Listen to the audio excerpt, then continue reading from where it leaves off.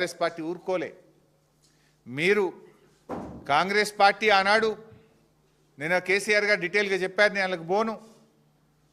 Upper Krishna ఆ ప్రాజెక్టులన్నీ ఎట్లా తెలంగాణకు అన్యాయం చేసిందో కేసీఆర్ గారు వివరంగా చెప్పారు. అయితే కేసీఆర్ గారు ఈ తెలంగాణ కాంగ్రెస్ అన్యాయం చేసింది, రాష్ట్రం ఏర్పడ్డ తర్వాత దీన్ని ఎట్లా చేయాలని చెప్పి రాష్ట్రం ఏర్పడ్డ 42 రోజుల్లో within 42 days, that is the commitment of KCR. June 2న ఆయన ప్రమాణ స్వీకారం చేసిండ్రు. కొత్త రాష్ట్రము అధికారులు తేలలేదు, ఆఫీస్ తేలలేదు, ఎవరు కూర్చోవాలనో తెలియదు. బట్ ఆయన కమిట్మెంట్, ఆయన డెడికేషన్. జూన్ 2న ప్రభుత్వం ఏర్పడితే జూలై 14, 2014 స్వయంగా కేసీఆర్ గారు ఢిల్లీకి వచ్చి ఆనాటి కేంద్ర మంత్రి ఉమాభారతి గారిని, ఆనాటి ప్రధానమంత్రి గారిని కలిసి మాకు ఈ 299 పేరిట అన్యాయం జరిగింది, రాష్ట్ర పోరాటమే నీళ్ల కోసము, మాకు సెక్షన్ 3 కింద వెంటనే కృష్ణా నదీ జలాలు పునః పంపిణీ చేయండి. ఆనాడు 811. ఈ 811 టీఎంసీలను మళ్ళా పంచాల 2 రాష్ట్రాల మధ్య. లేదు బ్రిజేష్ తీర్పు ప్రకారం ఆ 1005 టీఎంసీలను మాకు 2 రాష్ట్రాల మధ్య పంచాలని రాష్ట్రం ఏర్పడ్డ 42 రోజుల్లో ఢిల్లీకి పోయి పోరాడిన నాయకుడు KCR. That is his commitment. డిపిఆర్లు వాపసు తెచ్చిన వాళ్ళు మీరు, ఢిల్లీకి పోయి సెక్షన్ 3 కోసం పోరాడింది కేసీఆర్. సెక్షన్ 3 అంటే ఏంటిదంటే యాక్ట్, అది మన రాజ్యాంగంలో 2 రాష్ట్రాల మధ్య జల వివాదం తలెత్తినప్పుడు ఆ రాష్ట్రాల మధ్య నీటి పంపిణీని చేయాల్సిన బాధ్యత కేంద్రానికి. దాన్ని పరిష్కరింపజాలకపోతే ట్రిబ్యునల్ వేసి ట్రిబ్యునల్ ద్వారా పరిష్కరించాలి. కేసీఆర్ గారు వేయండి, మాకు పరిష్కరించండి అని పోరాడిండు. ఢిల్లీ వినకపోతే సుప్రీంకోర్టుకు పోయింది కేసీఆర్ గారు. అపెక్స్ కౌన్సిల్ మీటింగ్లో మాట్లాడిండు కేసీఆర్ గారు.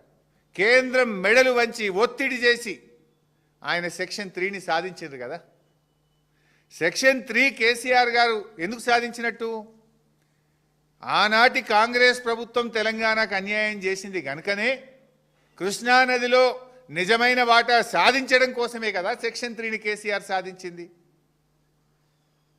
ఒకవేళ 299 టీఎంసీలకు మేము శాశ్వత ఒప్పందం చేసుకొని ఉంటే కేసీఆర్ గారు సెక్షన్ 3 కోసం ఎందుకు కొట్లాడతాడు?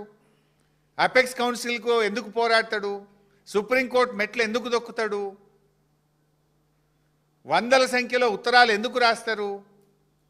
అంటే కాంగ్రెస్ ఉమ్మడి రాష్ట్రంలో అన్యాయం చేసింది కనుక మన వాటా తేలాలని చెప్పి ఆయన సెక్షన్ 3 పోరాడి సాధించిండు కేసీఆర్. ద్రోహులు మీరు, దొంగే దొంగ దొంగ అన్నట్టు మీరు మాట్లాడుతున్నారు. కేసీఆర్ సంతకం పెట్టిండు, ఆడబెట్టిండు చూపి నాకు.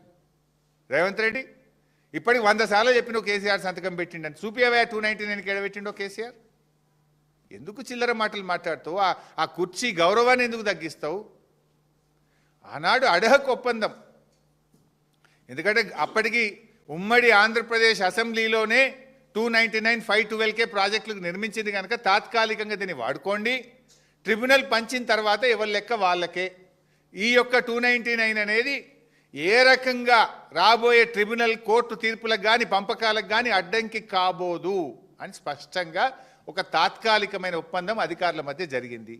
సేమ్ థింగ్ నువ్వు గవర్నమెంట్ వచ్చినాక నీ రాహుల్ బొజ్జా 2025 కాంగ్రెస్ గవర్నమెంట్ వచ్చినాక కూడా ఇవి అదే 299, 512కు మీరు ఒప్పందం చేసుకొని సంతకాలు పెట్టి, దీని మీద నేను కూడా అనొచ్చు రేవంత్ రెడ్డి సంతకం పెట్టిండ, నీళ్ళకి అబద్ధం ఆడరాదైంది నాకు. రేవంత్ రెడ్డి సంతకం పెట్టి 299 ఒప్పుకున్నాడని నేను అనలేనా? మాకు కొంచెం విలువలు ఉన్నాయి, పద్ధతులు ఉన్నాయి. నీలాగా స్థాయి దిగిపోయి చిల్లర మాట్లాడడం మేము.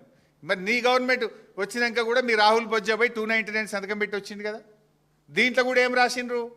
ఎలాంటి భవిష్యత్తులో అప్పుడు మొదటి నుంచి సేమ్ రిప్యుటేషన్ ఉంటుంది. అది ఈ 299 అనేది తాత్కాలిక, ఈ సంవత్సరానికే, భవిష్యత్తుకు ఉండదు, ట్రిబ్యునల్ అవార్డు మీద ఎలాంటి ప్రభావం ఉండబోదు. Same thing. మరి ఇందులోనే ఇదే రాహుల్ బొజ్జా ఇంకో ఉత్తరం రాసిండు, ఏమని? ట్రిబ్యునల్ అవార్డు వచ్చేదాకా 50-50 చేసుకుందాం. ఏది నీ కాంగ్రెస్ ప్రభుత్వం రేవంత్ రెడ్డి రాసిండు ఏమని? 299 మాకు చాలది, 50-50 అన్న ఈయనరు, ఇప్పుడు ట్రిబ్యునల్ అవార్డు వచ్చినాక ఫైనల్ చేసుకుందాము అన్నారు. ఆ 50-50 కోసం ఇక మేము 28 ఉత్తరాలు రాసినాం. నువ్వేం కొత్తగా రాయలే. మేము కూడా 299 చాలదు అని ఇక డేట్లతో సహా ఉన్న 28 ఉత్తరాలు, ఏ డేట్ రాసినాము, ఎప్పుడు రాసినాము, 28 ఉత్తరాలు బీఆర్ఎస్ ప్రభుత్వం కూడా రాసింది. నువ్వు కొత్తగా రాసింది ఏమున్నది? నువ్వు కొత్తగా చేసింది ఏమున్నది? మేము కదా ట్రిబ్యునల్ సాధించింది, మేము కదా నీటి హక్కులను సాధించింది. అంటే నోరు తెరిస్తే పచ్చి అబద్ధాలు. ముఖ్యమంత్రి అంటే నీళ్ళ మంత్రి కూడా అదే ఏందో తొక్కి ఈయన కూడా తొక్కినట్టున్నాడు అంటారు చూడు, అలా అదేదో అయిపోయినట్టుంది. యావ్.